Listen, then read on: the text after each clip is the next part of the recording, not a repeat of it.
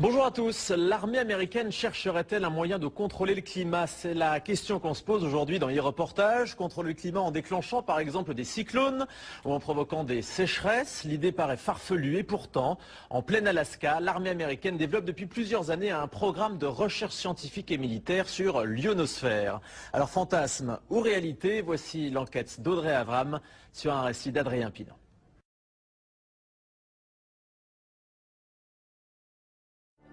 Et si un jour nous pouvions contrôler le climat? Nous sommes en Alaska, au milieu des glaces. Derrière ces grilles, sur plus de 20 hectares, se trouve une base de l'armée américaine. De loin, on distingue une forêt d'antennes de plus de 20 mètres de haut. Il y en a plus de 80.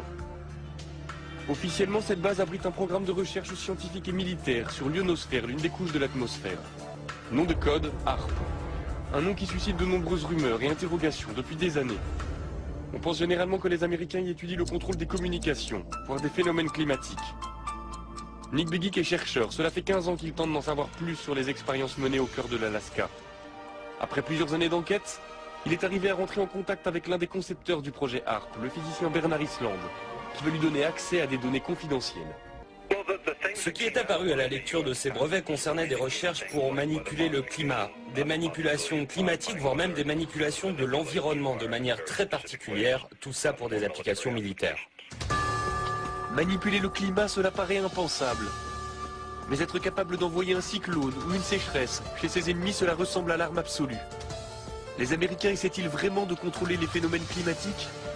C'est ce que croit Luc Mampey, chercheur pour le groupe de recherche et d'information sur la paix et la sécurité. Je fais référence notamment à un rapport publié par l'US Air Force vers la fin des années 90 et qui s'appelait Air Force 2025, où très clairement l'US Air Force évoque là toutes les recherches qui devraient être faites à des fins militaires de manière à pouvoir avoir un certain impact sur les phénomènes météorologiques, de manière à pouvoir faciliter les opérations militaires amis et rendre plus compliquées les opérations militaires d'ennemis. Les Américains travailleraient sur la maîtrise du climat depuis les années 60. Il y a des premiers essais qui ont été faits au moment de la guerre du Vietnam, où là, effectivement, on a, par des procédés physico-chimiques, essayé de provoquer des intempéries, des averses extrêmement fortes. En 1967, en pleine guerre du Vietnam, les Américains se livrent à une expérience étonnante.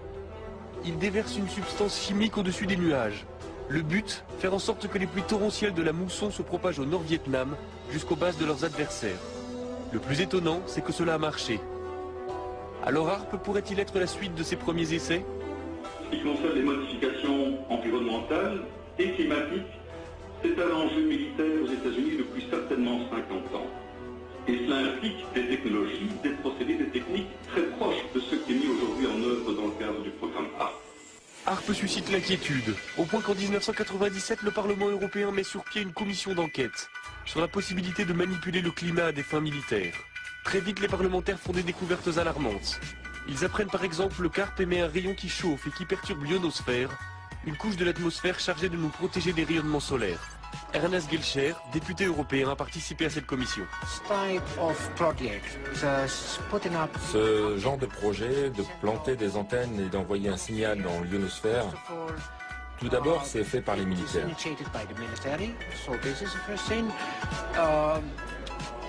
Ils ne savent même pas quel impact ces expériences pourraient avoir. Je pense que derrière tout ça, il y a des objectifs militaires qui pourraient être un peu plus ambitieux, un peu plus vastes que ceux qu'ils veulent bien admettre en public. Très vite, les travaux de la commission se heurtent au refus américain de s'exprimer sur HAARP. À l'époque, le président de la commission est un parlementaire britannique, il s'appelle Tom Spencer. Convaincu du danger que le projet pourrait représenter, il essaie d'obtenir des précisions de la part des responsables américains, mais sans succès. Nous n'avons eu absolument aucun contact avec les Américains. Ils ne sont jamais venus. Pendant les auditions, Tom Spencer lui-même leur a dit qu'ils seraient les bienvenus au Parlement européen. Pour rencontrer les députés européens, ils n'ont jamais répondu.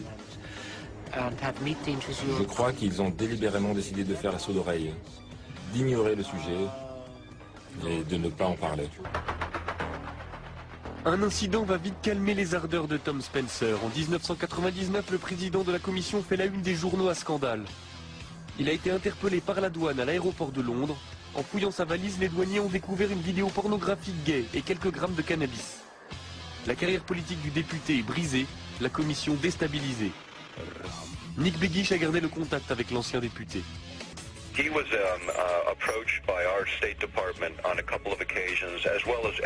Il a été approché par les autorités américaines plusieurs fois, comme tous les membres du comité. On lui a demandé de ne pas organiser ses auditions. Il a refusé et même accéléré la procédure.